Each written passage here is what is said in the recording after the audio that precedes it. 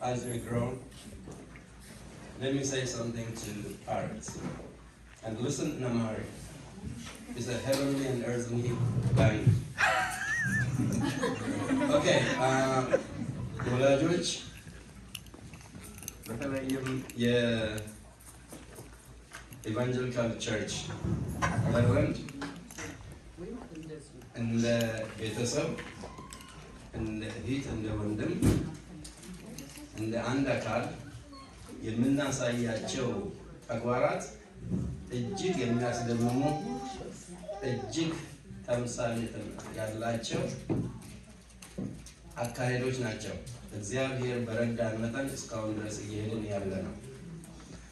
በምናደርጋቸው ነገሮች ሁሉ እያንዳንዳችን እግዚአብሔር በሰጠን ተሰጥኦ ተጠቅመን የምናደርጋቸው ነገሮች ከተለያየ አእምሮና አስተሳሰብ የሚመጡ በመሆናቸው ሁልጊዜ አትራፊዎች ነን እና ይህ ደግሞ እኔ ድሮ ፓስተር አንድ ባለ ጊዜ ወይ ሙሉ በሙሉ ገብቶኛል ወይም አልገባኝም ወይም በሂደት ገብቶኛል። ትዝ ይላችኋል ቲሞኒየም በነበርን ጊዜ you are special ብሎ ያስተማረንና እያንዳንዳችን ልዩ ነን የምለው ነገር እንደኔ እዛኔ ገብቷችሁ ወይስ በሂደት ገብቷችሁ እንደናላችሁ? እኔ ስፔሻልነቴን ማውቀው ምናልባት በተማርኩት ሁኔታ የምጠቀምባቸው ሰውነታዊ የሆኑ ጥንካሬዎች ሊኖራቸው እነሱን ነው። ግን ከእግዚአብሔር የሆነ ነገር ቀስ በቀስ እየገባ ሲመጣ ትገነባላችሁ። እውነት የየሁት የተረዳሁት ይህንን ነውና እግዚአብሔር ይህንን ቤተክርስቲያን ፓስተራችንንም ህብረታችንንም እግዚአብሔር እንድባርክ እንድንቀጥልበት እንዲያይም ትንሽ ነገር እየበቃን ከመሄድ ይልቅ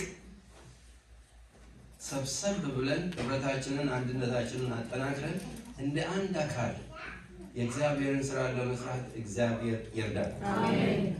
ይሄንን ለወላጆች ከተው ለልጆቻችን አንድ ነገር ይበላቸው።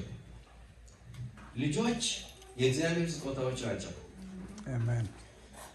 ልጆች አድገው የኛን የልብ ትርታ እኛነታችንን በእነሱ ውስጥ ስናይ ልጆቻችንን እጅግ የምንወድበት ጊዜ ብቻም ሳይሆን ደግሞ የጀመሩት መንገድ ትክክለኛ ነው ወይስ አይደለም የሚለውንም ነገር የምናስታውስበት ነው። ስለዚህ ልጆቻችንን ከማሳደግ ከማብላት ከማልበስ ይልቅ ወደ እግዚአብሔር የሚጠጉበትን መንገድ ማድረግ የእያንዳንዳችን ኃላፊነት ነው። ስለዚህ በዚህ መልክ እምነታቸውን ብቻ ሳይሆን በራሳቸው መተማመን እንዲኖር ማድረግ ትልቁ ነገር ነው። የሊደርሺፕ ኳሊቲ እኛ እግዚአብሔር የፈቀደልንንና የተማርነውን ነገር አድርገን እንሄዳለን፣ እናልፋለን፣ ሰዎች ነንና።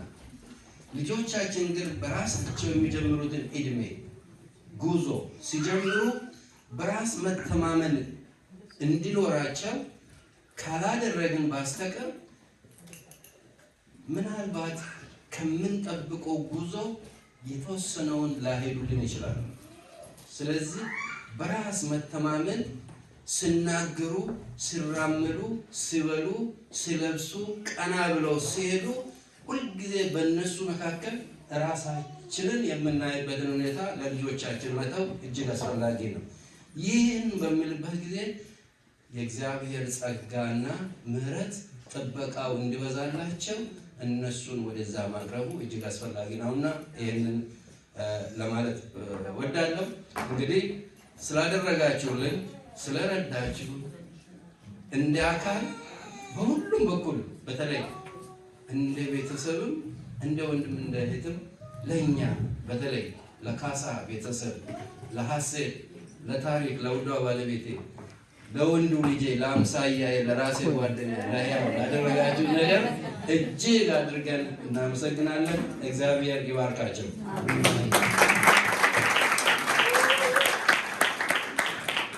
Graduates, I'm proud of you, including my beloved